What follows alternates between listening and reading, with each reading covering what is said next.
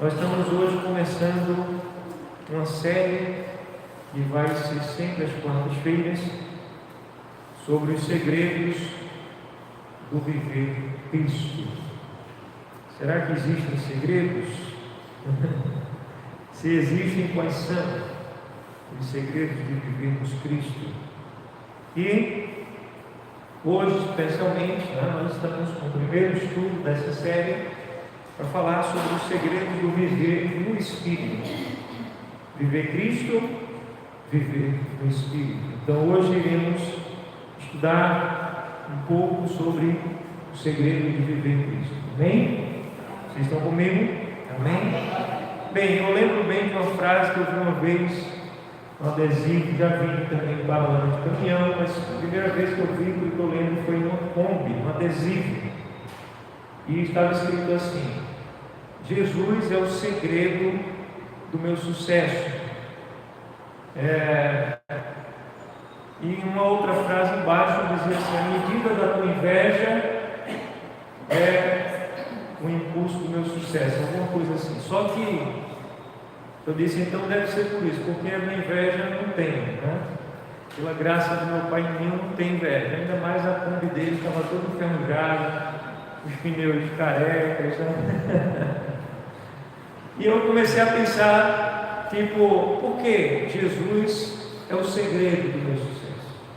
Primeiro, qual o conceito de sucesso que aquela pessoa poderia ter quando colocou aquela frase? Será que é o conceito de sucesso das Escrituras, que está muito além de questões materiais? Evidentemente que a Escritura e o Espírito de sabedoria eterna, ele tem direção para todas as áreas da nossa vida. E se nós, em verdade, nos submetermos a ele, nossa vida será iluminada em todas as áreas. Amém? Nós teremos prosperidade e sucesso. Mas sucesso nas páginas sagradas vai muito além de fama, de dinheiro, de realização profissional. Não é verdade? Há quem tenha tudo isso e não tenha sucesso. Sucesso, em última análise na Escritura, é no final da história, no final da linha, você chegar diante do Pai e o Pai dizer: vinde, bendito, foste fiel no pouco, sobre o muito eu te colocarei. Isso sim é sucesso. Mas eu não creio que aquele amigo, bombeiro, ele estava pensando em sucesso assim. E até porque a outra frase, o outro adesivo, estava ali dizendo: a medida da tua inveja, também a medida do sucesso, alguma coisa desse tipo, Mas, gente, segunda coisa equivocada que eu vejo é que não há segredo. Jesus não é segredo. A palavra manda que nós proclamemos o Evangelho dos eirados, nos altos montes, proclamemos abertamente: ide por todo mundo, pregai a toda criatura, quem crê e for batizado será salvo. Então não existe um segredo. Mas no português, especialmente na nossa cultura, há um entendimento que segredo pode ser usado como sinônimo para razão. Então, se a frase fosse: Jesus é a razão do meu sucesso, e ele estivesse pensando sucesso de acordo com a Escritura, não tinha problemas dele colocar aquele adesivo no carro dele, por mais estragado que o carro estivesse, porque o conceito de sucesso dele seria outro. Mas com certeza ele não ia colocar aquela frase da inveja, que o tamanho da tua inveja, a medida da tua inveja, a medida do meu sucesso. Essa frase ele não iria colocar se ele tivesse esse entendimento da palavra. Então a gente vê aí que há um contrassenso. Agora, quando eu vou falar aqui sobre os segredos do viver Cristo, então, por favor, não pensem que eu vou estar tratando aqui de coisas que são ocultas, de coisas que não podem ser reveladas, que são segredos. Então, vamos contar um segredo no vídeo, mas não conta para ninguém. Não é isso, ok? Eu estou falando num sentido que na nossa cultura tem essa palavra como razão.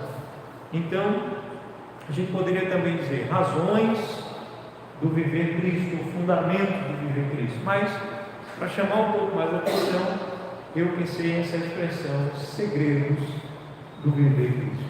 Amém? explicado o tema, eu não vou explicar mais essas quartas-feiras, viu?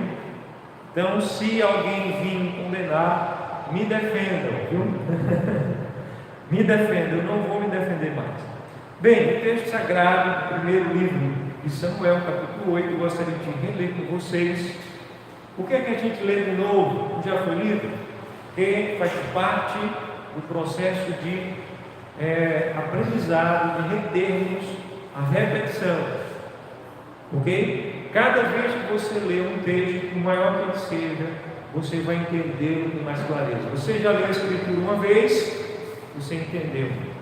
2 vezes você entende mais. 3 você entende mais profundamente. Assim com grandes textos, com livros, quanto mais você quiser entender, leia, releia. A sua mente vai abrindo portas da leitura que você não tinha acessado antes. Ok? Então lemos de novo versículos 6 e 7 desse capítulo 8. Porém, esta palavra não agradou a Samuel quando disseram: dá-nos um rei para que nos governe. Então Samuel orou a Yahvé. Está aí o nome tetragrama, 4 letras do nome do nosso Pai eterno, onipotente. Disse Yahvé a Samuel: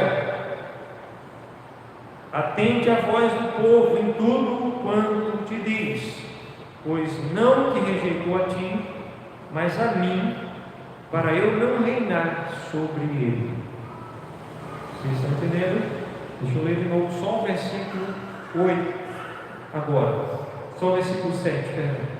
Disse Yahvé a Samuel: atende a voz do povo em tudo quanto te diz, pois não te rejeitou a ti, mas a mim, para eu não reinar sobre ele, sobre o povo. Amém? Vamos entender um pouco o contexto do que está acontecendo aqui? Vocês lembram o que aconteceu aqui? A nação de Israel foi liberta do cativeiro egípcio, né? Durante 400 anos a nação se desenvolveu dentro do Egito sem se misturar e havia se tornado escrava, nação oprimida. Deus vai e levanta Moisés, e o que Moisés faz? Ele é o libertador, é o tipo de Cristo, e o povo é liberto. E o povo, antes de entrar na terra prometida, já não tinha mais Moisés como líder. Quem foi o líder depois de Moisés? Foi Josué. Amém? E a Rússia, Josué. E aí Josué também morre. Josué não morre? Morre ou não morre? Josué também morre. E quando Josué morre, quem fica governando? A nação. Os israelitas. Eles já tinham entrado na terra prometida, mas ainda tinha muito que conquistar. Quem é que governa? Vocês devem ter lido já os livros dos juízes, o livro dos juízes. Foi um período que a nação de Israel não tinha reis, ela tinha juízes. Ok? Então, entre os juízes, a gente vê a história de Sansão. Ok? Houveram juízes, e esses juízes eram levantados pelo Eterno, pelo Altíssimo, porque o seu povo precisava de líderes. O seu povo, quando estava bem, se esquecia do Criador, abandonava os seus caminhos, ia se esfriando na fé, ia começar a viver uma vida materialista, e depois entrava num período de decadência, era oprimido pelos inimigos, os inimigos venciam, passavam a passar fome, a adoecerem mais. Tudo isso está escrito, viu, gente? Não estou inventando, não. E quando o povo estava doente, o povo estava oprimido, o povo estava passando necessidade, estava passando um aperto financeiro, o que é que o povo fazia? vamos orar. Vamos clamar. E as famílias se reuniam, começavam a orar, começavam a clamar. E o que é que o Pai onipotente, amoroso, misericordioso fazia? Tinha misericórdia, levantava um juiz. Aquele juiz libertava o povo, aquele juiz liderava o povo espiritualmente, aquele povo se consagrava, se santificava, começava a prosperar, começava a ter saúde, as coisas iam bem, tudo em paz com a família, e aí se esqueciam de novo dos caminhos do Pai. Esse ciclo se repete, não apenas no livro de Juízes. Quando termina a história do livro de Juízes? Qual foi o último juiz a reinar, a governar, a liderar o povo? Foi o profeta Samuel. Ok? Havia morrido o sacerdote, o sumo sacerdote ali, mas o nosso pai já havia levantado Samuel. E o povo chega para Samuel e diz o quê? Olha, Samuel tinha dado uma grande vitória ao povo dos ninivitas. E o povo livre agora chega para Samuel e diz: dá-nos um rei, nós queremos um rei. A Escritura vai explicar por que foi que eles queriam um rei. Sabe por que eles queriam um rei? Porque eles viram. A Escritura diz, porque eles viram que as nações vizinhas, todas as nações, tinham os seus reis. E pediram um rei. Mas qual era a vontade do nosso Pai? Qual era a vontade do nosso Pai? Eu vou fazer pergunta pessoalmente, viu? Vou me aproximar de você e dar o microfone para cada um responder. Vocês estão me perguntando qual a vontade do Pai? É que o povo enxergasse que quem estava reinando era Ele. Amém? Porque o povo perdeu a visão? Porque tudo estava bem. E porque começou a olhar para as coisas do mundo. Então chegaram para Samuel e disseram isso: dá-nos um rei. E o versículo 6. Essa palavra não agradou a Samuel, não agradou. Quando disseram, dá-nos um rei para que nos governe, então Samuel orou a Yarmo. Yarmo disse a Samuel: atende a povo, tudo que estão te dizendo, porque não estão rejeitando a ti, mas estão rejeitando a mim. E aqui eu gostaria de colocar então alguns princípios para que nós tenhamos uma vida cheia do Espírito Santo e de forma ininterrupta, não cheia de altos e baixos. Estou cheio do Espírito Santo agora, amanhã não estou com o Espírito Santo. Estou cheio depois, mas aqui foi um culto maravilhoso, estou cheio do Espírito Santo, não teve tanto fervor assim, não foi tão bom, algum problema aconteceu, já estou vazio, já estou aborrecido, já estou murmurando, me queixando, desanimado. Será que a nossa vida deve ser assim? Será que a nossa vida pode ser diferente disso? Infelizmente, a maioria dos cristãos, que é um pequeno Cristo, um discípulo de Cristo, tem sido assim. Inclusive, vocês conhecem aquela história daquela senhora que no começo do meu pastorado, ela disse: não, mas pastor, eu vou ser assim, ninguém muda não, o senhor não me conhece. Eu estava aconselhando ela sobre o comportamento, o temperamento dela. Não, mas eu sou de Cristo, mas não Cristo no meu carro não, que eu rodo a baiana, ninguém me conhece não. Até que ponto você está sendo Cristo? Se você não tem o fruto do Espírito chamado domínio próprio. Agora, gente, presta atenção uma coisa aqui. Como é que a gente pode ser cheio do Espírito Santo o tempo todo? Qual o segredo? Então eu quero deixar bem claro uma coisa aqui para vocês. As pessoas pensam que o Espírito Santo é uma emoção. Estou cheio do Espírito Santo, olha como eu estou arrepiado. Estou cheio do Espírito Santo, olha como eu estou gritando mais alto. Como eu estou saltando tão alto. Eu vi um rapaz que ele dava um salto sem nenhum artifício, as pernas dele, ele saltava em cima de uma van, um micro-ônibus. Ele dava impulso, tinha um impulso tão forte que ele via para cima de uma van. Eu acho que alguém, quando está cheio do Espírito Santo, pensa, veja como eu estou saltando alto. Será que cheio do Espírito Santo é isso? Cristo diz assim, João capítulo 6, versículo 63, as minhas palavras são Espírito e vida. Que Espírito é esse que são as palavras de Cristo? As palavras de Cristo é que Espírito? Espírito do mundo, espírito de porco, espírito materialista, espírito de maledicência, de engano, de falsidade, de mentira, de covardia, de medo, de angústia. Qual é o espírito que são as palavras de Cristo? É o Espírito Santo. Amém? As minhas palavras são Espírito e vida. Aleluia.